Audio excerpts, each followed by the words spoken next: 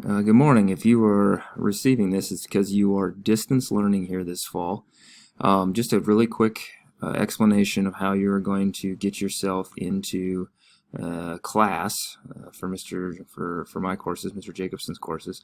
Whatever course that you're in, whether it's personal investing, financial math, economics, personal finance, what you'll need to do is enter the course.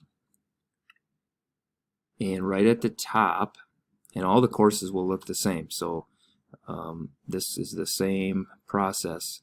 You'll see all of your materials here, but at the top of that is this distance learning PowerPoint, and on there you can click on this distance learning Google Meets link, and that will open you right and take you right into a Google Meet that is going to